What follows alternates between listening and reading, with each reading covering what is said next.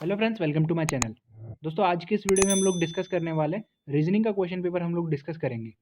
अब ये क्यों कर रहे हैं हम लोग, क्योंकि और अगर लास्ट ईयर का क्वेश्चन पेपर का लेवल हमें अगर पता चल जाए तो प्रिपरेशन करने में थोड़ी सी आसानी होती है। एक लेवल हमें पता चल जाता है और ये भी साथ साथ पता चल जाता है कि किस लेवल तक की प्रिपरेशन करनी चाहिए।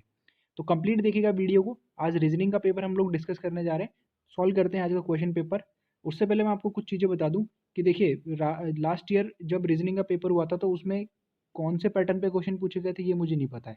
मतलब कि पहले नंबर पे कौन सा क्वेश्चन था, दूसरे नंबर पे कौन सा क्वेश्चन था। जब मैंने लास्ट ईयर का क्वेश्चन पेपर डाउनलोड किया है तो जिस पैटर्न से जिस सीक्वेंस पे क्वेश्चन मुझे मिले हैं मैं उसी सीक्वेंस में आपके साथ डिस्कस कर रहा हूँ। तो यहाँ पे देखिएगा, एक चीज़ मैं आपको बता दूँ क्या क्या क्वेश्चन पूछे गए हैं पहले, और फिर हम लोग उनको डिस्कस कर लेंगे। तो देखिए, इस क्वेश्चन पेपर में क्या क्या पूछा गया था। 20 क्वेश्चन पूछे गए हैं पजल और सेटिंग अरेंजमेंट के। यानी कि 4 क्वेश्चन थे टोटल, जिसमें से 2 सेटिंग अरेंजमेंट के थे और 2 पजल के थे। इस तरीके से टोटल 20 क्वेश्चन थे। 5 इनिक्विलिटी के क्वेश्चन थे, 5 ब्लड रिलेशन के क्वेश्चन थे और 5 थे हमारे डाटा सफिशिएंसी के। तो ये क्वेश्चन हम लोग डिस्कस करने वाले हैं। तो चलिएगा, सबसे पहले हम लोग सॉल्व करेंगे जो पजल और सेटिंग अरेंजमेंट है, उनको पहले सॉल्व कर लेते हैं और लेवल पता चल जाएगा हमें कि किस लेवल तक के क्वेश्चन पूछे जाते हैं। तो यहाँ पे देखिएगा, सबसे पहले एक सिटिंग अरेंजमेंट है, नॉर्थ की तरफ फेस किया हुआ है। अब कितने पीपल हैं ये मुझे नहीं पता है, नंबर ऑफ पीपल कितने हैं यहाँ पे, कितने व्यक्ति हैं ये नहीं पता है यहाँ पे। बस उसने बोल दिया कि कुछ व्यक्ति हैं जो उत्तर की तरफ मुख करके खड़े हैं। Few people are sitting in a row facing north. तो आपको करना क्या है, अगर आप ट्राई करना चाह रहे हो एक बार इस क्वेश्चन को तो एक बार अपने से ट्राई कर सकते हो वीडियो को पॉज करके। चलेगा, हम लोग इस क्वेश्चन को सॉल्व करते हैं।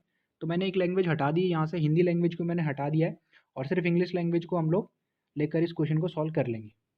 देखिएगा, सबसे पहले वो क्या बोल रहा है, few people are sitting in a row facing north. कुछ पीपल हैं, कुछ बंदे हैं जो कि बैठे हैं नॉर्थ की तरफ फेस करके। उसमें से 3% are sitting between M and N. M और एन के बीच में 3% बैठे हैं। तो देखिए, दो कंडीशन बन सकती है मेरे पास में। पहली कंडीशन क्या होगी, एम के राइट हैंड साइड पे एन होगा और बीच में 3% होंगे, या फिर एन के राइट हैंड साइड पे एम होगा, बीच में 3% होंगे। तो दोनों की दोनों कंडीशन मैंने यहाँ पे बना ली है। नेक्स्ट वो बोल रहा है कि K is third to the right of N. K जो है वो एन के राइट में थर्ड बैठा है। अच्छा, एक चीज़ मैं यहाँ पे क्लियर कर दूँ कि ये इंग्लिश में मैं सॉल्व कर रहा हूँ, इसका मतलब ये नहीं कि पूरा का पूरा क्वेश्चन पेपर हम लोग इंग्लिश में सॉल्व करेंगे। आगे जो क्वेश्चन आने वाले हैं वो हिंदी में भी आने वाले हैं। मैंने यहाँ पर हिंदी लैंग्वेज को हटा दी है क्योंकि इतनी बड़ी स्क्रीन नहीं थी मेरे पास में, तो सिर्फ मैं एक लैंग्वेज को लेकर क्वेश्चन को सॉल्व करने वाला था। और अगर आप ये सोच रहे हो कि इंग्लिश समझ में नहीं आती हिंदी में करवाओ, तो भाई एक इंग्लिश का पेपर तो आपका लगने वाला ही है, उस पेपर से तो आप बच ही नहीं सकते। तो कोशिश ये करो कि आप लोग इंग्लिश में भी उतना ही ज़्यादा कंफर्टेबल हो बन जाओ जितना कि हिंदी में हो। और कोई बहुत बड़ी चीज़ नहीं है ये, आप लोग कर सकते हो इतना, है ना। बाकी हिंदी में आगे क्वेश्चन मैंने सॉल्व करवा दिया है, दोनों लैंग्वेज में कोई परेशानी नहीं होगी आपको। अब वो बोल रहा है कि एन के राइट में थर्ड कौन बैठा है, के बैठा है। तो एन के राइट में थर्ड मतलब एक बंदा यहाँ पे, एक बंदा यहाँ पे, और के क्या आ जाएगा, यहाँ पर आ जाएगा के। इसी तरीके से, और इस वाली कंडीशन में कहाँ पे, एन तो हमारा यहाँ पर है, तो राइट में थर्ड मतलब एक बंदा, दो बंदा, और एम के बिल्कुल बगल में कौन आ जाएगा, के आ जाएगा। तो चलेगा, पहले हम लोग इनको कंफर्म कर लेते हैं। उसके बाद में इसने बोला है, देखिएगा उसके बाद में ये क्या बोल रहा है, उसके बाद में बोल रहा है कि जो के है, एक सेकेंड, हाँ, उसके बाद में बोल रहा है कि जो के है वो पी के लेफ्ट में कहाँ पे बैठा है, सेकंड बैठा है। K is second to the left of P. तो पी के लेफ्ट में भी उसको सेकंड हम लोग बैठा देते हैं। तो यहाँ पर देखिएगा, इस वाली कंडीशन में मैंने के को यहाँ पे बैठा दिया और इस वाली कंडीशन में मैंने के को यहाँ पे बैठा दिया। अब के जो है वो पी के लेफ्ट में सेकंड बैठा है, इसका मतलब पी का लेफ्ट इधर होगा क्योंकि नॉर्थ की तरफ फेस किया हुआ है। तो पी की पोजीशन भी कंफर्म हो गई है और इस वाली कंडीशन में भी पी की पोजीशन कंफर्म हो गई है। तो दोनों को मैंने यहाँ पे बना लिया है। फिर वो बोल रहा है कि number of people between M and P. M और पी के बीच में जितने पीपल बैठे हैं, number of people between M and P is same as the people of between M and L. M और एल के बीच में भी उतने ही बंदे बैठे हैं। तो क्या क्या क्या लिखा हुआ है, एम और पी के बीच में जितने हैं उतने ही एम और एल के बीच में। तो मैंने इस तरीके से बना लिया इसको ताकि मुझे ध्यान रहे कि एम और पी के जितने बीच में बंदे बैठे हैं उतने ही बीच में एम और एल के भी बैठे हैं। चलिएगा, आगे क्वेश्चन को सॉल्व करते हैं। देखिएगा, अगर एम और पी के बीच में जितने बंदे बैठे हैं, यानी कि यहाँ इस कंडीशन में बात करूँ मैं, तो एम और पी के बीच में कितने बंदे बैठे हैं, एक भी बंदा नहीं बैठा है। इसका मतलब एम और एल के बीच में भी एक भी नहीं बैठेगा। तो इस वाली कंडीशन में तो पॉसिबल ही नहीं है एम के बिल्कुल बगल में एल को बिठाना। यानी कि सेकंड वाली जो कंडीशन है हमारी वो गलत हो चुकी है। सिर्फ फर्स्ट वाली कंडीशन हमारी सही है और इसी को लेकर हम लोग क्वेश्चन को आगे सॉल्व करेंगे। अब वो क्या बोल रहा है कि देखिए, एम और पी के बीच में जितने बंदे हैं, काउंट करते हैं हम लोग, 1 2 3 4 5 6 7 और 8। एम और पी के बीच में कितने हैं, 8 बंदे हैं। तो एम और एल के बीच में कितने होंगे, 8 बंदे ही होंगे, यही बोला है ना उसने। तो देखिएगा अगर आप इसी साइड रखने जाओगे तो पी की जगह पे एल आएगा, जो कि पॉसिबल ही नहीं है। इसका मतलब एम के लेफ्ट हैंड साइड पे क्या आएगा, एल आएगा। तो चलिएगा इसको कंफर्म कर लेते हैं, एल और एम के बीच में 8 बंदे। तो यहाँ पर देखिएगा मैंने कंफर्म कर लिया है, एल और एम के बीच में 8 बंदे बैठे हैं। ये वाली कंडीशन हमारी पहले बन चुकी थी, और एम और एल के बीच में भी 8 बंदे। काउंट कर लेते हैं हम लोग, 1 2 3 4 5 6 7 और 8। उसके बाद में देखिएगा क्या बोल रहा है वो, उसके बाद में बोल रहा है कि ओनली 3 पर्सन, ओनली 3 पीपल, कहाँ लिखा हुआ है देखिए यहाँ पर, only 3 people sit to the left of L. L के लेफ्ट में सिर्फ 3 पर्सन बैठते हैं, यानी कि एल के लेफ्ट में भी हमारे पर्सन बैठे हैं, तो 1 2 और 3 यहाँ पर बैठ जाएंगे। अभी देखिएगा आपको लगेगा कि यार इतनी बड़ी सीरीज बन गई है तो क्वेश्चन गलत ही होगा ये। तो भाई क्वेश्चन गलत नहीं है, यही इसका सॉल्यूशन होने वाला है। आगे भी मैं आप लोगों को दिखा देता हूँ। देखिएगा only 3 person are sits between legs, मतलब लेफ्ट साइड में एल के लेफ्ट में कितने बैठे हैं, 3 पर्सन बैठे हैं। अब देखिएगा उसके बाद में वो क्या बोल रहा है, 6 person sits between L and J. L और जे के बीच में 6 पर्सन बैठते हैं। तो एल और जे के बीच में 6 पर्सन बैठते हैं, तो 1 2 3 4 5 6, यहाँ पर 6 पर्सन पूरे हो गए, और जे कहाँ पे आ जाएगा, यहाँ पे आ जाएगा। चलेगा, इन दोनों की दोनों कंडीशन को क्या कर लेते हैं, फिक्स कर लेते हैं। अब देखिएगा दोनों के दोनों कंडीशन को मैंने क्या कर लिया, लिख लिया है, 3 पीपल एल के लेफ्ट में और जे यहाँ पर आ जाएगा। अब अगर आपको ये लग रहा है कि जे जो है ना वो एल के लेफ्ट में भी तो हो सकता था ना, राइट में क्यों लिखा मैंने, तो लेफ्ट में मैंने इसलिए नहीं लिखा क्योंकि उसने यहाँ पर लिखा था कि only three people sit to the left of L. L के लेफ्ट में सिर्फ 3 बंदे बैठते हैं, तो इस तरफ सिर्फ 3 ही होंगे। चलेगा, कंफर्म हो गया। फिर वो बोल रहा है कि 2 people sit between P and R. P और आर के बीच में 2 पर्सन बैठते हैं। तो चलिए अगर आर को मैं बैठा हूँ तो 1, और के को मैंने छोड़ दिया 2, तो आर कहाँ पे आ जाएगा, यहाँ पे आ जाएगा। लेकिन उसके बाद में बोला है कि R is sitting at the second position from one of the end. End से कहाँ पे बैठता है, सेकंड पोजीशन पे बैठता है। तो अगर मान लो पी एंड पे है तो सेकंड पोजीशन में मतलब पहला और दूसरा यहीं पर होना चाहिए था, लेकिन यहाँ तो आर नहीं आया हमारा। इसका मतलब हमें आर किस तरह बनाना पड़ेगा, पी के भी राइट में जाना पड़ेगा, तो पहला और दूसरा इस तरीके से आर को लिखना पड़ेगा। ये वाली कंडीशन हमारी कंप्लीट हो जाएगी। तो चलिए इसको भी हम लोग बना लेते हैं। तो यहाँ देखिएगा क्या बोला है उसने, 2 पीपल बैठते हैं पी और आर के बीच में। तो यहाँ देखिए पी के राइट हैंड साइड की है, ये कंटिन्यू की हुई है यहाँ से। 2 पीपल यहाँ पे बैठ गए, आर यहाँ पे आ जाएगा, और आर जो है ना वो एंड से कहाँ है, लेफ्ट में सेकंड पे बैठा है। R is sitting at the second position one of the end से सेकंड पोजीशन पे बैठा है। अब इतनी बड़ी आपकी यहाँ पे सीरीज बनी है। अब कुछ बंदे इनमें जिनका नाम आपको पता है वो यहाँ पर लिखे हुए हैं, और जिनका नहीं पता वो मिस हो चुके हैं यहाँ से। मतलब हमें पता नहीं है कि यहाँ पे किन किन के नाम आएंगे, तो वो चीज़ वो आपसे पूछेगा भी नहीं कभी क्वेश्चन में। वो आपसे सिर्फ इन L J M N K P और आर के बारे में ही जानकारी लेगा। तो वो सारी की सारी जानकारी अब आपके पास में आ चुकी है। पहला क्वेश्चन ही यही था कि टोटल बंदे कितने हैं, और टोटल बंदों में ऑप्शन दिए हुए थे 25 26 27 28 इस तरीके के। तो काउंट करते हैं, देखिए 4 तो यहाँ पर आ गए थे और 6 यहाँ पर आ गए थे, तो कितने हो गए, 10 11 12 13 14 15 16 17 18 19 20 21 22 23 24 25 और 26। टोटल बंदे कितने हैं, 26 बंदे बैठे हैं इस रो में। तो ये जो हमारा पहला सिटिंग अरेंजमेंट था ये कंप्लीट हो गया है। अच्छा क्वेश्चन था, बट आपने लेवल देख लिया है। हमारा मकसद यहाँ पर सिर्फ लेवल देखना है, और साथ में क्वेश्चन को सॉल्व भी करना है कि इस तरह के क्वेश्चन हम लोग सॉल्व कर पा रहे हैं या नहीं कर पा रहे। चलेगा, नेक्स्ट क्वेश्चन पे चलते हैं। नेक्स्ट क्वेश्चन देखिए, ये भी एक सिटिंग अरेंजमेंट है।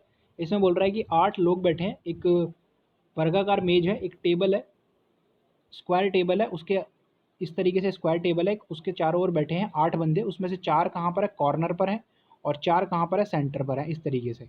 अब सारी की सारी डिटेल इसमें लिखी हुई है, किसका फेस इनसाइड है किसका फेस आउटसाइड है, तो आप लोग देख लीजिएगा। हम लोग चलेगा इस क्वेश्चन को सॉल्व करते हैं। देखिएगा मैंने बना ली 2 कंडीशन। पहली कंडीशन मैंने एक स्क्वायर टेबल यहाँ पे बना ली, दूसरी मैंने यहाँ पे बना ली। फिर वो क्या बोल रहा है, अब देखिए यहाँ पर पढ़ लेते हैं हम लोग। One of sit at the corner while 4 of them sit in the middle of the each of the sides. ठीक है, अब वो बोल रहा है कि the one who sitting in the middle of the side are facing centre. जो centre में बैठे हैं ना, जो मिडल में बैठे हैं ना, मिडल में यानी कि जो बीच में बैठे हैं वो सेंटर की तरफ फेस करते हैं। यानी कि ये वाले कहाँ पे फेस करेंगे, अंदर की तरफ। तो दोनों कंडीशन मैंने अंदर की तरफ फेस करवा लिया इनको। और ऑब्वियस सी बात है, इन्होंने अंदर किया तो बचे हुए कॉर्नर वाले कहाँ पे करेंगे, बाहर कर देंगे। इसमें तो पढ़ने की ज़रूरत ही नहीं है, बट अगर आपको पढ़ना है ये चीज़ भी तो लिखी हुई भी है यहाँ पर। And one sitting at the corner are facing outside. तो वो क्या कर रहे हैं, आउटसाइड फेस कर रहे हैं। चलिएगा, कंफर्म हो गई है, दोनों टेबल यहाँ पे बन गई है। फिर वो बोल रहा है कि F sits second to the right of G. G के राइट में सेकंड कौन बैठता है, एफ बैठता है। And only 3 people sit between F and J. तो जी के बारे में उसने नहीं बताया कि वो कहाँ पर बैठता है, कॉर्नर पे बैठता है या मिडिल पे बैठता है। तो मैं क्या करूँगा, एक बार मैंने इसको कॉर्नर पे बैठा लिया और एक बार मैंने इसको मिडिल पे बैठा लिया। दोनों कंडीशन ही पॉसिबल है क्योंकि जी कहीं पर भी हो सकता है। अब जो एफ बैठा है ना, वो जी के राइट में सेकंड बैठा है, तो जी के राइट में सेकंड इस वाली कंडीशन में यहाँ पे हो जाएगा और इस वाली कंडीशन में यहाँ पे हो जाएगा। तो एफ भी कंफर्म हो गया है और जी भी कंफर्म हो गया है। फिर वो बोल रहा है कि 3 people sit between F and J. F और जे के बीच में 3 पीपल बैठते हैं। तो देखिएगा, एफ यहाँ पे बैठा 3 पीपल, 1 2 3, इधर मैं काउंट करूँ तो जे यहाँ पे आ जाना चाहिए और इस तरफ काउंट करूँ तो 1 2 3 और जे यहाँ पर आ जाना चाहिए। इस वाली कंडीशन में जे कहाँ पे आ जाएगा, यहाँ पे आ जाएगा। तो चलिए एक बार जे को हम लोग फिक्स कर लेते हैं, फिर आगे की जो हमारी पजल है उसको भी सॉल्व करते हैं। तो देखिएगा, जे को मैंने यहाँ पे कंफर्म कर दिया है और जे को मैंने यहाँ पर भी कंफर्म कर दिया है। फिर वो बोल रहा है कि only 1 person sits between J and I. J और आई के बीच में सिर्फ एक पर्सन बैठता है, इधर फ्रॉम लेफ्ट और राइट, राइट साइड में या लेफ्ट साइड में, उस चीज़ से फर्क नहीं पड़ रहा है, सिर्फ एक पर्सन बैठाना है आपको जे और आई के बीच में। तो जे कहाँ पर है हमारा, यहाँ पर है। अब एक पर्सन छोड़ के क्या आई इस तरफ हो सकता है, इस तरफ नहीं हो सकता क्योंकि यहाँ पर तो पहले से जी बैठा है। तो आई कहाँ पे हो जाएगा, इस तरफ हो जाएगा। सेम इस कंडीशन में जे जो है के राइट में सेकंड जी बैठा है, लेकिन लेफ्ट में सेकंड को आई बैठाना पड़ेगा क्योंकि यहाँ पर पहले से जी है तो आई यहाँ पर नहीं आ सकता। तो चलिए आई की भी जो पोजीशन है वो कंफर्म हो गई है। तो उसके बाद में क्या करना है, फिर वो बोल रहा है कि D sits second to the left of K left में सेकंड कौन बैठता है, डी बैठता है। और के जो है ना, K and is neither an immediate neighbour of I और जे। आई जो किसकी बात कर रहा है अभी, डी की बात कर रहा है। डी जो है वो के लेफ्ट में सेकंड बैठता है और इमीडिएट नेबर नहीं है किसका, आई का भी नहीं है और जे का भी नहीं है। आई का भी नहीं है और जे का भी नहीं है। इसका मतलब डी यहाँ पर नहीं आ सकता, डी यहाँ पर नहीं आ सकता और डी यहाँ पर नहीं आ सकता क्योंकि आई का भी इमीडिएट नेबर नहीं है और जे का भी नहीं है। तो डी के लिए क्या कंडीशन बची, सिर्फ ये वाली बची, इस वाली। और ऊपर वाली कंडीशन में बात करें तो आई के बगल में यहाँ पर डी नहीं आएगा, यहाँ पर भी डी नहीं आएगा, यहाँ पर भी डी नहीं आएगा, तो डी कहाँ पे आएगा, यहाँ पे आ जाएगा। तो चलिए दोनों को एक बार डी कंफर्म कर लेते हैं और फिर आगे का भी सॉल्व कर लेते हैं।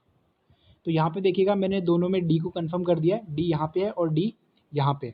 फिर वो बोल रहा है कि only 3 people sit between D and E. D और ई के बीच में सिर्फ और सिर्फ 3 बंदे बैठते हैं। तो अब देखिए, डी और ई के बीच में 3 बंदे मैं बैठाऊंगा तो किस तरफ बैठेंगे, 1 2 3 और ई यहाँ पे आ जाएगा।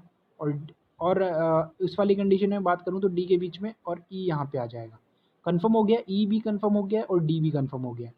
चलेगा, नेक्स्ट क्या बात कर रहा है, D and E not sit any of the corner of the table. E जो है ना वो कॉर्नर पे नहीं बैठता, लेकिन इस वाली कंडीशन में ई कहाँ पे आ गया है, कॉर्नर पे आ गया है। इसका मतलब ये गलत हो गई है और जो ऊपर वाली कंडीशन है हमारी वो सही हो गई है। तो उसको हम लोग कंफर्म कर लेते हैं। तो देखिएगा, नीचे वाली मैंने हटा दी है और ऊपर वाली ई जो है वो यहाँ पे कंफर्म हो चुका है। तो ये सारे के सारे मेरे कंफर्म हो गए और जो बचा हुआ है उसको मैं यहाँ पे लिख दूंगा। कौन बचा हुआ मेरा, डी हो गया, ई हो गया, एफ बी हो गया, जी हो गया, एच बचा हुआ है तो एच को मैं यहाँ पे लिख दूंगा। और मेरा जो टेबल वाला जो हमारा क्वेश्चन है वो कंप्लीट हो चुका है। और इसी तरीके का देखिए लेवल जो है ना, इतना ही लेवल रहने वाला है क्योंकि उसको ही पता है कि यार मैंने सिर्फ 20 मिनट दिए एग्जाम में, और 20 मिनट अगर एग्जाम में मिल रही है ना तो वो लेवल बहुत कम रखेगा यार।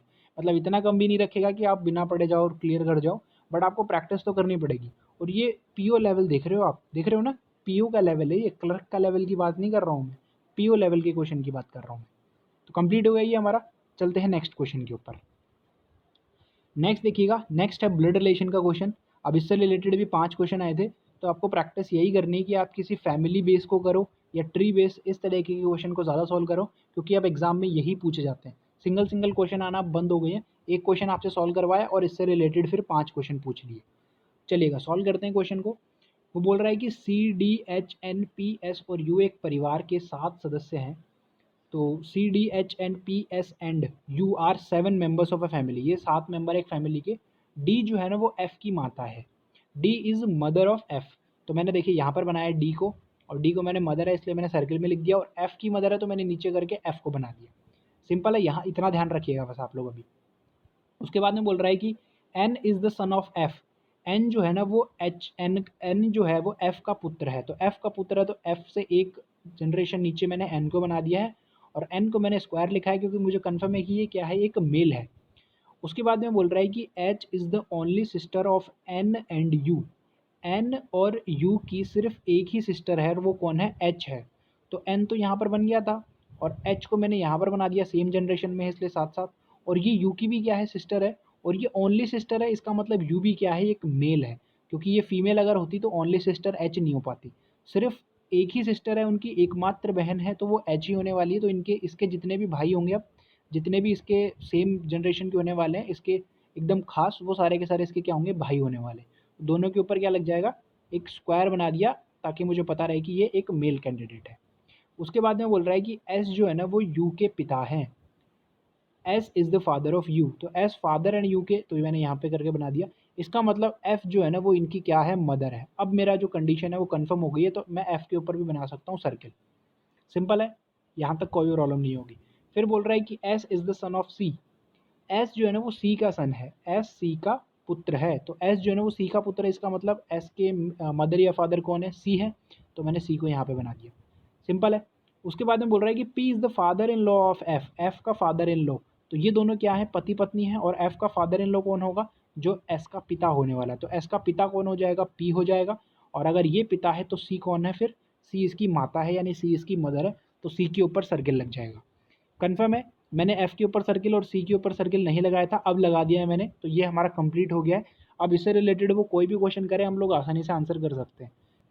नेक्स्ट देखिएगा, अब हमारे थोड़े से जो इनइक्वलिटी के क्वेश्चन है वो हम लोग सॉल्व कर लेते हैं। अब क्वेश्चन देखिएगा, यहाँ पर लिखा हुआ है और निष्कर्ष यहाँ पर लिखा हुआ है कंक्लूजन। तो इसके लिए तो यार हिंदी या इंग्लिश लैंग्वेज की ज़रूरत ही नहीं है। अगर मैं इसको भी हटा दूँ ना तो भी आप लोगों के लिए कोई प्रॉब्लम नहीं होगी। आपको बस इतना बताना है कि कौन सा सही है। सिर्फ पहला सही है, सिर्फ दूसरा सही है, only one, only two, both, या बोथ नॉट करेक्ट, इस तरीके से चलिएगा।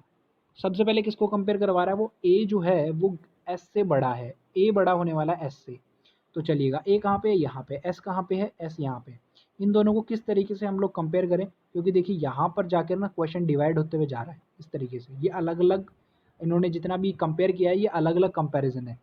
तो ए को और एस को कैसे कंपेयर करेंगे, ए को किससे कंपेयर कर सकता हूँ मैं, एफ से कर सकता हूँ। और एफ को किससे कर सकता हूँ, एस से कर सकता हूँ। तो मुझे एक बात बताइए, एफ जो है ना, एफ जो है वो एस से बड़ा है। और ए जो है ना, ए जो है वो एफ से बड़ा है। यहाँ पर देखिएगा इस कंडीशन में ए जो है वो एफ से बड़ा है।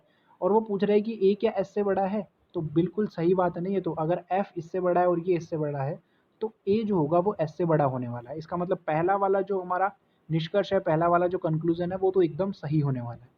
नेक्स्ट बात करते हैं, ओ बड़ा होने वाला है एफ से। क्या ओ एफ से बड़ा है, तो ओ कहाँ पे है, यहाँ पे। एफ कहाँ पे, यहाँ पे।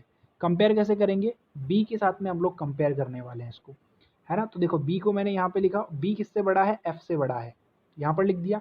और बी किससे बड़ा है, बी ओ से भी बड़ा है। तो बी को यहाँ से इस तरीके से अगर मैं लिख रहा हूँ, तो मुझे नहीं पता कि एफ और ओ के बीच में क्या रिलेशन है, लेकिन मैं बी का रिलेशन एफ के साथ भी बता सकता हूँ, ओ के साथ भी बता सकता हूँ। लेकिन एफ का और ओ का इंडिविजुअल में रिलेशन नहीं बता सकता, क्योंकि दोनों बी से क्या है, छोटे हैं।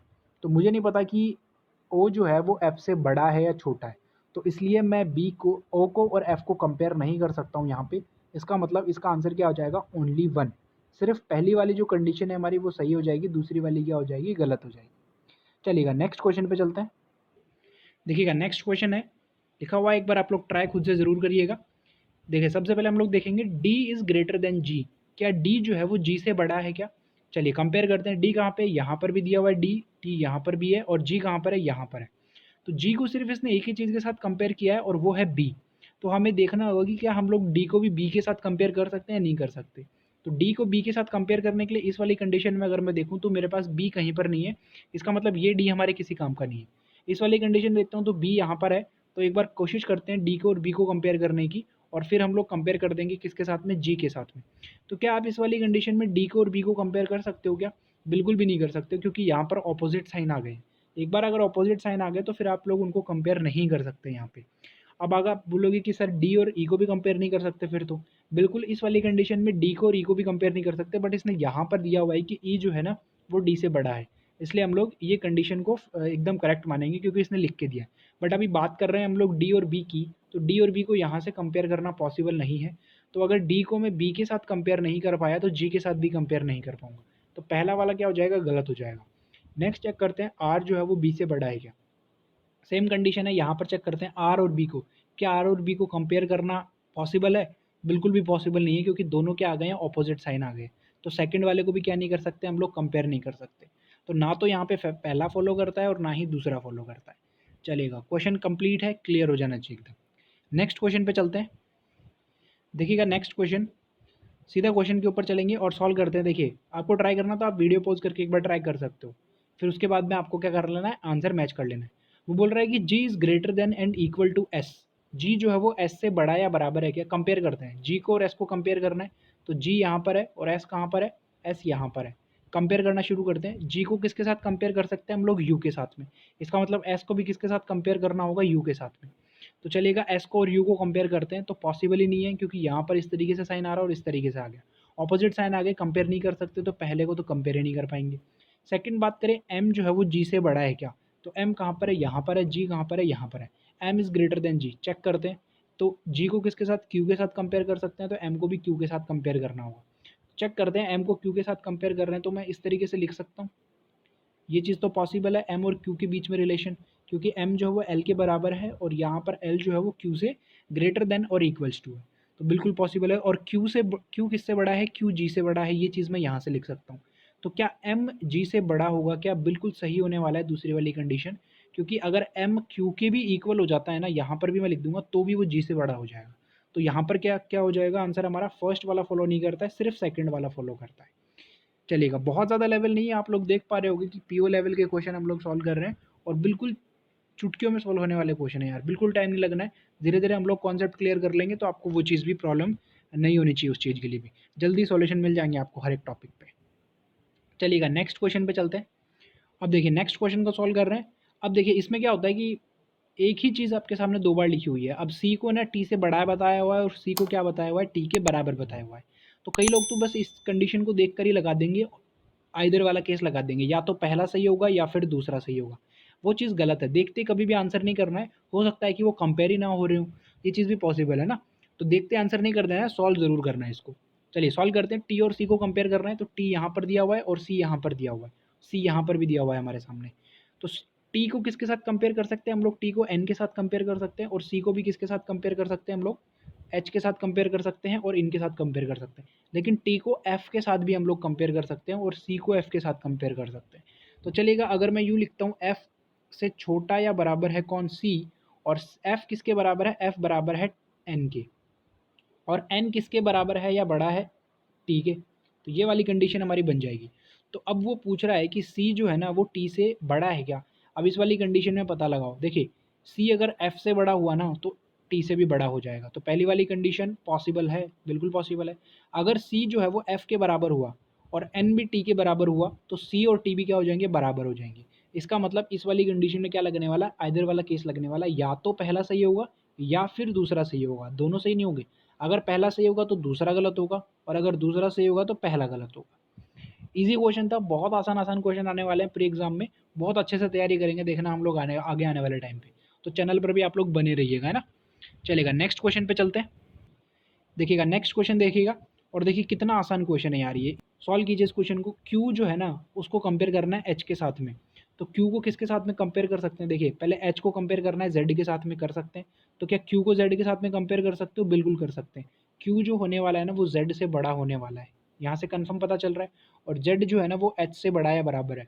तो उसने पूछा है कि क्यू क्या एच से बड़ा है, तो बिल्कुल बड़ा है ना यार, पहली वाली कंडीशन तो बिल्कुल सही होने वाली है। अब इससे आसान क्वेश्चन मुझे नहीं लगता कि आपको ज़िंदगी में कोई और मिलने वाला है, और वो भी पीओ का। तो थोड़ी बहुत तो यार प्रैक्टिस कर लो, अब ज़्यादा प्रैक्टिस तो करने की ज़रूरत नहीं है आप लोगों को, जो भी है कंप्लीट हम लोग कर लेंगे। तो धीरे धीरे सारे के सारे डाउट्स भी आपके क्लियर होते जाएंगे। आगे आने वाले टाइम पे जो मैथ्स का पेपर होगा, जो इंग्लिश का पेपर होगा, वो भी मैं आप लोगों के साथ में डिस्कस करने वाला हूँ, तो चैनल पर भी बने रहिएगा। नेक्स्ट चेक करते हैं, सी जो है वो जेड से बड़ा या बराबर है क्या। अब सी को और जेड को कंपेयर करना है, तो सी को और जेड को तो हम लोग डायरेक्ट कंपेयर कर सकते हैं। सी को अगर मैं एक्स की जगह पे लिख सकता हूँ क्या, बिल्कुल लिख सकता हूँ। तो सी तो नेक्स्ट तो देखने से पता चल रहा है कि बिल्कुल सही है। अब देखिए इससे आसान क्वेश्चन मेरे भाई नहीं मिलेगा आप लोगों को, है ना। तो थोड़ा बहुत प्रैक्टिस करना शुरू कर दो, ज़्यादा टाइम भी नहीं है आप लोगों के पास में। अगर रीजनिंग वाला सेक्शन आपका अच्छा है, रीजनिंग वाला सेक्शन अगर आपका अच्छा है, तो फिर आप फोकस करो अभी थोड़ा सा इंग्लिश के ऊपर। इंग्लिश को पढ़ना थोड़ा सा ज़्यादा पढ़ो, इंग्लिश को ज़्यादा पढ़ो, इंग्लिश के क्वेश्चन ज़्यादा सॉल्व करो। तो क्या होगा, उससे आपको इंग्लिश में भी बेनिफिट हो जाएगा, इंग्लिश भी आपकी स्ट्रांग हो जाएगी और फिर अच्छे से अच्छा स्कोर कर पाओगे आप लोग। चलिएगा नेक्स्ट क्वेश्चन पे चलते हैं। नेक्स्ट जो होने वाला है वो आपका एक बॉक्स पजल है। अच्छा पजल था ये भी, तो इसको भी चलिए हम लोग सॉल्व कर लेते हैं। एक बार खुद से सॉल्व कर लो वीडियो को पॉज करके, और फिर हम लोग भी इसको सॉल्व कर लेते हैं। देखिएगा वो क्या बोल रहा है, there are 9 boxes kept one above the other, यानी कि 9 बॉक्सेस हैं, एक के ऊपर एक रखे गए हैं। There are 5 boxes between box P and box R. Box R और बॉक्स पी के बीच में 5 बॉक्सेस हैं। तो मैं एक बार पी को यहाँ लिख देता हूँ और एक बार पी को यहाँ पे लिख देता हूँ। दोनों चीज़ पॉसिबल है क्योंकि पी के नीचे भी आर हो सकता है और पी के ऊपर भी आर हो सकता है। तो इन दोनों के बीच में 5 मुझे बॉक्सेस बनाने थे, तो मैंने बना लिए 1 2 3 4 5, 1 2 3 4 और ये 5 इस तरीके से। फिर वो क्या बोल रहा है next, box T is kept immediately above R. Box T जो है ना वो आर के बिल्कुल ऊपर रखा गया है ना, बिल्कुल ऊपर। बिल्कुल ऊपर का मतलब जस्ट आर के ऊपर आ जाएगा टी। आर के ऊपर कौन आ जाएगा, टी आ जाएगा। कंफर्म हो गया? तो चलिए कंफर्म कर देते हैं इसको पहले। तो यहाँ पे मैंने टी को कंफर्म कर दिया है, मेरे पास में डेफिनेट चीज़ थी तो मैंने यहाँ पर लिख दिया उसको। फिर वो बोल रहा है कि 3 boxes are kept between box T and box S. T और एस के बीच में 3 बॉक्सेज रखे गए हैं। चलिएगा कोशिश करते हैं इसको भी हम लोग डायरेक्ट टेबल में हम पुट कर पाएँ। तो देखिएगा टोटल बॉक्सेस कितने हैं, 9 बॉक्सेस हैं। काउंट करते हैं हम लोग कितने बॉक्सेस रख चुके हैं। तो 1 2 3 4 5 6 7 बॉक्सेस हम लोग रख चुके हैं, मतलब ज़्यादा से ज़्यादा मैं इस कंडीशन में 2 बॉक्सेस और रख सकता हूँ। अब वो किस तरीके से रखना है, देखिए टी और एस के बीच में 3 बॉक्सेस हैं। अगर मैं दोनों बॉक्सेस को भी नीचे रखता हूँ ना, तो टी और एक्स के बीच में, टी और एस के बीच में 3 बॉक्सेस तो नहीं आ पाएंगे। यानी कि अगर 1 2 3 एक और मुझे बॉक्स लगाना पड़ेगा अगर नीचे की तरफ ये जाएगा तो। बट ये नीचे की तरफ नहीं जा रहा है, इसका मतलब इस वाली कंडीशन में हम लोग ऊपर की तरफ बात करने वाले। तो टी और एस के बीच में कितने हैं, 3 बॉक्सेस हैं। तो 1 2 3 यहाँ पे हो जाएगा और एस कहाँ हो जाएगा, यहाँ पे हो जाएगा। सेम इस वाली कंडीशन में बात करें तो इस वाली कंडीशन में तो हम लोग एक ज़्यादा बॉक्स रख चुके हैं, यानी कि 1 2 3 4 5 6 7 और 8 बॉक्सेस रख चुके हैं। तो एक ही बॉक्स हमें रखना है, तो अगर ऊपर भी एक बॉक्स रखेंगे तो भी हमारा काम नहीं चलने वाला। इस वाली कंडीशन में एस यहाँ पे था। अब 3 बॉक्सेस हैं तो 1 2 3 और एस कहाँ पे आ जाएगा, यहाँ पे आ जाएगा। तो दोनों कंडीशन में एक्स फिक्स हो चुका है, तो इसको भी चलिए हम लोग एक बार फिक्स कर देते हैं यहाँ पे। तो यहाँ पे मैंने एस को भी क्या कर दिया, फिक्स कर दिया कि एक्स एस कहाँ पे आ जाएगा, इस वाली कंडीशन में यहाँ पे आ जाएगा एस, और इस वाली कंडीशन में यहाँ पे आ जाएगा। फिर वो क्या बोल रहा है, number of boxes between P and S. P और एस के बीच में जितने भी बॉक्सेस रखे हैं, यानी कि यहाँ पे 2 बॉक्सेस रखे हैं और यहाँ पे एक भी नहीं रखा है, is the same as the number of boxes between T and Q. तो टी और क्यू के बीच में भी उतने ही रखे हैं। तो देखिएगा पी और एस के बीच में कितना है, एक भी गैप नहीं है। तो टी और क्यू के बीच में भी एक का भी गैप नहीं होगा इस वाली कंडीशन में, तो क्यू यहाँ पे आ जाएगा। और इस वाली कंडीशन में कितने बॉक्सेस रखे हैं, 2 बॉक्सेस रखे हैं ना, तो टी और क्यू के बीच में भी 2 बॉक्सेस आएंगे। तो ऊपर हम लोग अगर जाएंगे तो ज़्यादा से ज़्यादा एक बॉक्स रख सकते हैं, लेकिन हमें नीचे की तरफ ही आना होगा फिर। तो 1 और 2 तो क्यू कहाँ पे आ जाएगा, यहाँ पे आ जाएगा। तो दोनों कंडीशन में क्यू हमारा क्या हो चुका है, फिक्स हो चुका है, कंफर्म हो चुका है। तो इसको भी हम लोग एक बार लिख लेते हैं। अब देखिएगा मैंने क्यू को क्या कर दिया, फिक्स कर दिया यहाँ पे, और क्यू को फिक्स कर दिया यहाँ पे। उसके बाद में बोल रहा है कि box you is kept below box Q. You जो है ना वो क्यू के नीचे रखा गया है। तो इस वाली कंडीशन में मैंने बना लिया है, क्योंकि यहाँ पर मुझे कंफर्म नहीं है अभी, और यहाँ पर भी कंफर्म नहीं है, क्योंकि इस वाली में तो अभी मैं 8 बॉक्स ही फिक्स कर पाया हूँ और इस वाली में तो मैंने 7 बॉक्स ही फिक्स किए हैं। तो मुझे नहीं पता कि यू कहाँ पे आएगा, इसलिए मैंने साइड में लिख लिया है। लेकिन इसका मतलब ये नहीं है कि यू जो है वो क्यू से बिल्कुल नीचे आने वाला है, जस्ट नीचे नहीं आएगा, नीचे कहीं पे आ सकता है। उसके बाद में बोल रहा है कि box W is kept somewhere below x. X के नीचे कहीं पर डब्ल्यू रखा गया है, इमीडिएट नीचे है ये चीज़ नहीं बोली है, बिल्कुल नीचे है ये चीज़ नहीं बोली है। तो इनके बीच में भी कुछ ना कुछ गैप ज़रूर होने वाला है। फिर वो बोल रहा है कि there is only one box kept between U and V. U और वी के बीच में सिर्फ एक बॉक्स रखा गया है और U is above V. U जो है वो वी से ऊपर है, तो इस वाली कंडीशन को मैंने इस तरीके से बना लिया है। चलिएगा अब इनको है ना पुट करने की कोशिश करते हैं कि हम लोग कर पा रहे हैं कि नहीं कर पा रहे हैं। तो इस वाली कंडीशन की पहले मैं बात करने वाला हूँ। यहाँ पे देखिएगा u और v के बीच में कितना, एक का गैप होना चाहिए, और u जो है ना वो q से नीचे आएगा, ये चीज़ भी इसने कंफर्म कर दी है। तो q से नीचे अगर u आएगा तो इस वाली कंडीशन में u यहीं पर आएगा नीचे की तरफ। अब कितने बॉक्सेस थे यहाँ पे, 7 बॉक्सेस फिक्स हो चुके हैं, तो 1 और 2 और बॉक्सेस आप लगा सकते हो। 1 2 3 4 5 6 7 8 और 9 बॉक्सेस हमारे क्या हो चुके हैं, फिक्स हो चुके हैं। अब अगर मैं u को यहाँ पे रखता हूँ तो v क्या हो जाएगा, इससे नीचे कहीं पे आएगा, और इससे नीचे v पॉसिबल ही नहीं है, क्योंकि फिर 9 से ज़्यादा बॉक्सेस हो जाएंगे। इसलिए ये वाली जो कंडीशन है वो हमारी गलत हो चुकी है। ये वाली कंडीशन हमारी गलत हो चुकी है। इस वाली कंडीशन को हम लोग लेकर क्वेश्चन को आगे सॉल्व करेंगे। अब देखिए q से नीचे बोल रहा है ना, वो q से नीचे बोल रहा है, वो कौन, u। तो q से नीचे अगर मैं u को इस वाली कंडीशन पे मानता हूँ, तो u और v के बीच में एक बंदे का गैप है, तो v की जगह पे, p की जगह पे v आना चाहिए था, जो कि पॉसिबल नहीं है। इसका मतलब u भी हमारा फिक्स हो गया कहाँ पे, और v कहाँ पे हो जाएगा, p से एकदम नीचे। कंफर्म हो गया, 8 बॉक्सेस कंफर्म हो गए, ये वाली कंडीशन भी कंफर्म हो गई है। फिर वो बोल रहा है कि x जो है ना वो w के ऊपर है, एक्स जो है वो डब्ल्यू के ऊपर है, तो डब्ल्यू हमारा यहाँ पे हो जाएगा और एक्स हमारा यहाँ पे हो जाएगा। 9 बॉक्सेस वाली पजल देखिए कितनी आसानी से सॉल्व हो गई है, कंप्लीट हो चुकी है। एक बार लिख लेते हैं इसको, तो देखिएगा कंप्लीट मैंने यहाँ पे लिख दी है। कितनी आसान तरीके से इस पजल को हमने सॉल्व कर लिया, कितने ईजी वे में, बिल्कुल भी टाइम नहीं लगा यहाँ पे। और ये करते हैं कि इन क्वेश्चंस को ना आप जल्दी जल्दी कवर कर पाएँ, ज़्यादा से ज़्यादा पढ़ पाएँ, ज़्यादा से ज़्यादा पजल और सीटिंग अरेंजमेंट इन टाइप के हम लोग सॉल्व कर पाएँ। लेवल आप लोगों ने देख लिया है, बहुत आसान आसान सा लेवल आने वाला है, तो लेवल की बिल्कुल भी टेंशन नहीं लेनी है आप लोगों को, बस पढ़ाई करनी है। बिल्कुल मेरे साथ में रहिएगा, अच्छे से अच्छे तरीके से हम लोग पीओ लेवल की प्रिपरेशन करेंगे। अब चलिएगा नेक्स्ट क्वेश्चन पे चलते हैं। नेक्स्ट देखिएगा, वो बोल रहा है कि ट्रांसपोर्ट में अक्षरों के ऐसे कितने युग्म हैं जिनके बीच शब्द में उतने ही अक्षर हैं जितने अंग्रेजी वर्णमाला में होते हैं, आगे और पीछे की दिशा में। How many such pairs of letter are there in the word transport which has a many letters between them in the word as in English alphabet series in both forward and backward direction. आपको ये बताना है कि इनके बीच में ना कितने का गैप होता है। अब देखिए इस क्वेश्चन को सॉल्व करते टाइम ना मैं कभी भी TRA इस तरीके से लिख के सॉल्व नहीं करता हूँ, मैं जल्दी से इनकी पोजीशन लिख लेता हूँ। टी कहाँ पे होगा, 20 पे होगा, आर कहाँ पे होगा, 18 पे होगा, और इस तरीके से आगे सारी की सारी पोजीशन लिख ली। अगर आपको ये पोजीशन याद नहीं होती है तो नीचे डिस्क्रिप्शन बॉक्स में मैंने लिंक दिया हुआ है एक वीडियो का, उस वीडियो को आप देख लीजिए, आपको बहुत जल्दी याद हो जाएंगी पोजीशन, विद इन 10 मिनट्स आपको सारी की सारी पोजीशन याद हो जाएंगी। तो वो वीडियोस देख लीजिएगा अगर आपको उस चीज़ की ट्रिक चाहिए तो। काउंट करना शुरू करते हैं, देखिए कैसे करना है। अगर 20 से मैं काउंट कर रहा हूँ तो 20 से असेंडिंग ऑर्डर में काउंट करूँगा, मैं डिसेंडिंग में कभी नहीं करूँगा, बढ़ते हुए मैं काउंट करूँगा, है ना। तो 20 के बाद में मैं काउंट करूँगा 21, 22 इस तरीके से। तो इस तरह लेफ्ट हैंड साइड में कोई है नहीं, इस तरफ देखते हैं 21, 22, 23, 24, 25 कोई भी नहीं है यहाँ पे, क्योंकि 21, 20 के ऊपर कोई यहाँ पर वैल्यू ही नहीं है। नेक्स्ट चेक करते हैं 18 के लिए, तो 18 के लिए हम क्या चेक करेंगे, 19, क्या इसके बगल में 19 है, नहीं है। 20, 21, 22, 23, 24 कोई भी नहीं है। एक से चेक करते हैं दोनों तरफ, 2, 3 कोई भी नहीं है, 2, 3, 4, 5, 6, 7 कोई भी नहीं है। फिर चेक करते हैं 14 से, 14 से कैसे क्या चेक करेंगे, 14 से 15, 16, तो देखिए एक मिल गया हमको 16, 15 और 16, बीच में एक का गैप होता है 14 और 16 के, तो एक पेयर हमें यहाँ पे मिल गया। फिर बात करते हैं 14, 15, 16, 17, 18, तो देखिए 18 वाला भी पेयर हमको मिल गया। तो 14 और 18 के बीच में कितने होते हैं, 3 डिजिट होते हैं, तो तीनों के तीनों हमने लिख दिया, 3 नंबर्स होते हैं। 2 पेयर हमको यहाँ पे मिल गए। एक और पेयर मिल गया 16 से 18 वाला, ये भी यहाँ पे कंप्लीट हो गया। और एक पेयर मिल गया हमें 15 से 16 वाला, ये भी पेयर हमें यहाँ पे मिल गया। तो हमें टोटल पेयर कितने मिले, यहाँ पर 4 पेयर मिले हैं, जिसमें से कौन कौन से, एक तो 14 से 18 वाला है, एक 15 से 16 वाला है, एक 14 से 16 वाला है, और एक 16 से 18 वाला है। तो ये 4 पेयर हमें मिले हैं, तो आंसर क्या हो जाएगा हमारा, 4 हो जाएगा यहाँ पर। चलेगा, बहुत आसान सा क्वेश्चन था, बिल्कुल टाइम नहीं लगने वाला है इस क्वेश्चन में। आपको ध्यान क्या रखना है कि आप इन चीज़ों को ना गलती ना करो काउंट करने में। 14 से 16 हुआ, 16 से 18 हुआ, इनको अगर काउंट करने में गलती करोगे तो थोड़ी सी प्रॉब्लम हो सकती है। बाकी क्वेश्चन का लेवल जो है ना वो बहुत ज़्यादा टफ नहीं आता है। चलेगा, नेक्स्ट क्वेश्चन सॉल्व करते हैं।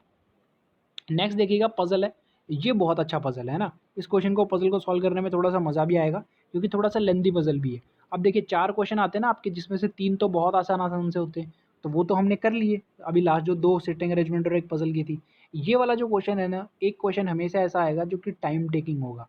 और इस शिफ्ट में भी था, वो पिछले साल भी था, और इस साल भी आपको देखने को ज़रूर मिलेगा कि आपकी शिफ्ट में एक सिटिंग अरेंजमेंट या एक पजल ऐसा होगा जो थोड़ा सा टाइम टेकिंग होगा। तो आपको पहचानना है कि वो क्वेश्चन आपको पहले करना चाहिए या बाद में करना चाहिए। तो इस क्वेश्चन में अगर मैं होता तो मैं तो इस क्वेश्चन को लास्ट में करता, क्योंकि ये पढ़ने से ही थोड़ा सा बड़ा लग रहा है। अगर यहाँ पर ईयर लिखे हुए हैं 94, 56, तो ये थोड़ा सा अपने आप में लेंदी बन जाता है। चलिएगा, अब इतना ज़्यादा लेंदी नहीं है, आप लोग अपने से एक बार इस क्वेश्चन को ट्राई करो और फिर मैच करना है इस क्वेश्चन से, और कोशिश करना है कि ये वाला जो तरीका जो मैं आपको बता रहा हूँ यही तरीका फॉलो करो, एग्जाम में बहुत हेल्प मिलेगी। चलिएगा, एक लैंग्वेज में हटा देता हूँ, और बोल क्या रहा है वो पहले ये चीज़ देख लेते हैं। वो बोल रहा है कि 8 व्यक्ति हैं PQRSTUVW, वो क्या कर रहे हैं, अलग अलग वर्षों अर्थात इतने इतने में उन्होंने जन्म हुआ, लेकिन आवश्यक नहीं इसी क्रम में। फिर वो बोल रहा है यदि यह माना गया हो कि वे सभी एक ही तारीख को और उसी वर्ष में पैदा हुए हैं, तो सभी की आयु की गणना वर्तमान वर्ष 2018 को ध्यान में रखते हुए की गई है। अब 2019 का पेपर था ये, तो 2018 का क्वेश्चन पेपर है ये, तो 2018 को इन्होंने डेट मान लिया था। वो बोल रहा है कि सभी बंदों की जो डेट ऑफ बर्थ है वो सेम है, यानी कि अगर 1 जनवरी है एक बंदे की, तो सभी की 1 जनवरी है, बस उनका साल क्या होने वाला है, अलग अलग होने वाले। ठीक है जी, हमने भी मान लिया जो आपने बोला, और उसके बाद में पजल यहाँ से शुरू होता जा रहा है। तो चलिए पहले तो हम लोग बना लेते हैं एक टेबल, जिसमें पहली चीज़ क्या होगी, आप लोग ये समझो कि इस क्वेश्चन को बनाने के लिए टेबल किस तरीके से बनाई जाएगी। क्योंकि टेबल अगर आपको बनानी आएगी तो फिर इन क्वेश्चन को आप लोग चुटकी में कर दोगे, नहीं तो टेबल बनानी नहीं आ रही है किस तरीके से क्वेश्चन को सॉल्व किया जाता है, अप्रोच अगर नहीं पता है ना तो थोड़ा सा लेंथी बन जाता है फिर ये क्वेश्चन। तो चलिएगा सबसे पहले तो वो पज़ल मतलब कि वो जो आपकी टेबल है वो देख लीजिए आप लोग। तो यहाँ पर देखिएगा इस तरीके से टेबल बनने वाली है। मैंने यहाँ पर ईयर लिख दिए 9, 45, 56, 61, 73, 78, 89, 96 और 007 यही दिए थे उसने। तो ये मैंने सारे के सारे यहाँ पे लिख दिए। अब 2018 को उन्होंने बेस माना है ना, तो 2018 के अकॉर्डिंग 1945 वाले की एज कितनी हो जाएगी 73। और इसी तरीके से आगे भी यहाँ पर सबकी एज लिखी हुई है। अब देखिएगा आगे वो क्या बोल रहा है, 2018 को बेस माना था तो हमने सारे के सारे ईयर यहाँ पे लिख लिए। फिर वो बोल रहा है कि S was born in an odd number year. S का जो जन्म है वो विषम संख्या वाले किस में हुआ है, ईयर में हुआ है। विषम संख्या वाला मतलब जिसमें 2 का डिवाइड नहीं होता। तो क्या 1945 एक विषम नंबर है? बिल्कुल है। 1956 है? नहीं है। तो इस तरीके से एस का जो जन्म है ना वो इसी तरीके के एक साल में हुआ है जिसका जो डिजिट है वो क्या है, सारे की सारी ऑड नंबर है। यानी कि लास्ट में आप देख लीजिए जिसका भी ऑड होगा वो पूरा का पूरा नंबर क्या हो जाता है, ऑड हो जाता है। तो क्या एस का जन्म 1945 को हो सकता था? बिल्कुल हो सकता था। यहाँ पर मैं एस लिख सकता हूँ, बट आगे कंफर्म कर देता हूँ मैं कि क्यों नहीं होगा 1945 में। 1961 में हो सकता है? बिल्कुल हो सकता है, तो मैंने एस यहाँ पे लिख दिया। 1973 में हो सकता है? बिल्कुल हो सकता है, एस मैंने यहाँ पे लिख दिया। अब एक चीज़ देखिए, चेक कीजिएगा कि मैंने इसको 89 और 007 में क्यों नहीं लिखा। देखिएगा उसके बाद में क्या बोल रहा है कि the difference between the present age of S and V is 5। S और वी के बीच में ना 5 साल का अंतर है। तो अगर मैं इसको एस को 1945 में लिखता तो इसका मतलब एस की एज कितनी हो गई है, 73। और 73 इसकी एज है, तो वी और एस के बीच में कितना अंतर है, 5 साल का। तो 5 साल का अगर एस की एज 73 है तो इससे 5 साल कम करो, कितना आ जाएगा, 68। तो क्या आपको किसी की भी एज 68 दिख रही है इसमें? किसी की भी एज 68 नहीं है। इसका मतलब वी को हम लोग लिख ही नहीं पाते। इसका मतलब एस जो है वो 73 में नहीं आएगा। सेम अगर बात करूँ मैं 89 में, तो एस की एज कितनी हो जाती, 29 हो जाती है अगर मैं यहाँ पे लिखता तो इससे 5 साल कम करेंगे तो 24 या 25, 5 साल अगर ज़्यादा भी कर देते हम लोग तो भी कितनी हो जाती है, 34 हो जाती है। तो ना तो इसमें 34 है और ना ही इसमें 24 है। तो एस जो है वो 29 पे भी पॉसिबल नहीं है, ना ही एस 11 पे पॉसिबल है। 5 ऐड करो तो 16 हो जाता है, कम करोगे तो 5 साल हो जाता है, 6 साल हो जाता है, जो कि दोनों इसमें नहीं है। तो एस जो है वो ना तो 007 में आएगा, ना 96 में आएगा, ना 89 में आएगा और ना ही 45 में आएगा। तो एस के लिए सिर्फ 2 कंडीशन बनती है, 61 और 73। तो मैंने दोनों को यहाँ पर लिख लिया। अब देखिएगा एस और वी के बीच में 5 साल का अंतर है। तो अगर एस की एज 57 है ना, तो 5 कम करो इससे 52, तो 52 तो कोई नहीं है। 5 ज़्यादा करो इससे 62, तो 62 मुझे मिल गया। तो वी की एज 62 ईयर्स हो जाएगी। अगर एस की एज 45 है तो वी की एज 40 ईयर्स हो गई, 5 साल का अंतर कन्फर्म हो गया। तो ये दोनों चीज़ यहाँ पे कन्फर्म हो जाती है। फिर वो बोल रहा है कि only 3 people who born between V and T. V और टी के बीच में सिर्फ 3 पर्सन का जन्म हुआ है। तो वी यहाँ पर हो गया, तो 3 पर्सन का जन्म 1, 2, 3 नीचे की तरफ हो नहीं सकता, तो ऊपर की तरफ ही होगा। तो 1, 2, 3 छोड़ के टी मैंने यहाँ पे लिख दिया। वी की बात करें तो ऊपर की तरफ हो नहीं सकता, तो नीचे की तरफ 1, 2 और 3 छोड़कर मैंने टी यहाँ पे लिख दिया। कन्फर्म हो गई ये चीज़ें। आगे बढ़ते हैं। वो बोल रहा है कि the present age of W is twice the age of Q. W की जो एज है ना वो क्यू से डबल है। यानी कि अगर क्यू की एज 5 साल है तो डब्ल्यू की एज क्या हो जाएगी, 10 साल हो जाएगी। यही बोला है ना उसने। The present age of Q, देखिए यहाँ पर बोला है the present age of W is twice the present age of Q. अगर क्यू की एज 5 साल है तो डब्ल्यू की एज 10 साल। तो आपको कोई डबल दिख रहेगा यहाँ पे? देखिए यहाँ पर सिर्फ एक ही कंडीशन है जिसमें डबल बन रहा है, 11 और 22। तो इसका मतलब क्यू कहाँ पे आ जाएगा, 11 पे आ जाएगा, और डब्ल्यू कहाँ पे आ जाएगा, 22 पे आ जाएगा, क्योंकि क्यू से डबल हो जाएगी फिर डब्ल्यू की एज। और सेम वाली कंडीशन पे यहाँ पर भी क्यू और डब्ल्यू बन जाएगा। तो चलेगा, इन दोनों को कन्फर्म कर लेते हैं। तो क्यू को नीचे की तरफ लिखा है मैंने, डब्ल्यू को ऊपर की तरफ, क्योंकि क्यू का डबल कौन है, डब्ल्यू है। कन्फर्म हो गई ये चीज़। तो डायरेक्ट हम लोग टेबल पे इसको लिख सकते हैं। फिर वो बोल रहा है कि the number of people born between T and Q. T और क्यू के बीच में जितने भी पीपल का जन्म हुआ है is the same as the number of people between T and P.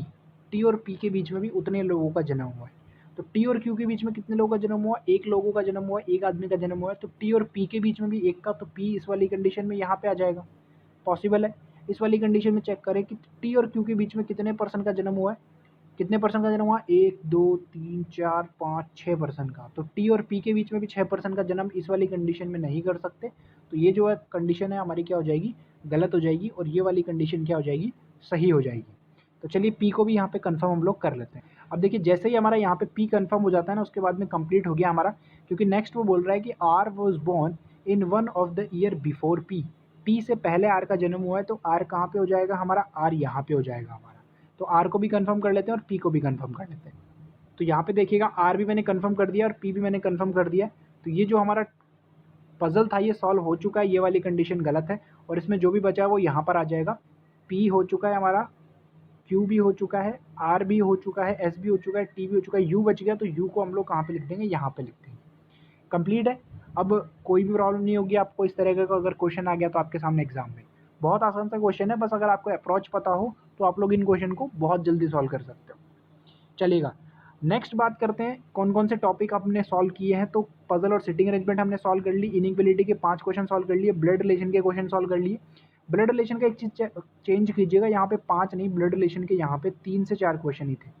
एक क्वेश्चन हमारा आ गया था ना अभी गैप, जिसमें हमने काउंट किया था कि 14 से 15 4 पेयर हमने बनाए थे इस तरीके से, एक वो क्वेश्चन ऐड हो गया था। और एक क्वेश्चन और था जो कि बोल रहा था कि मान लो सफिशिएंसी वर्ड है तो इसमें पहला वर्ड कौन सा आ गया, एस आ गया, थर्ड वर्ड कौन सा आ गया, एफ आ गया, फिर कौन सा आ गया, सी आ गया, फिर कौन सा आ गया, एन हो गया। अब वो बोल रहा है कि इनसे एक मीनिंगफुल वर्ड कौन सा बनाया जा सकता है। तो वो वाला क्वेश्चन ना एग्जाम में करने लायक नहीं होता है, इस क्वेश्चन को हमेशा स्किप करना होता है। और आपको अगर ये क्वेश्चन आ जाता है तो आप क्यों मानिएगा रीजनिंग में आपके 34 है, क्योंकि यार यहाँ पर हमें पता नहीं रहता कि कितने मीनिंगफुल लेटर्स बन जाएंगे, कितने मीनिंगफुल वर्ड बन जाएंगे। तो इस क्वेश्चन में रिस्क लेना बहुत खतरनाक है। अगर आप लेना चाह रहे हो तो आप ले सकते हो, बाकी मैं तो सजेस्ट यही करूँगा कि इस क्वेश्चन में रिस्क मत लीजिएगा आप लोग। तो चलिए फिलहाल के लिए सिर्फ इतना ही था, मिलते हैं नेक्स्ट वीडियो में। Thank you.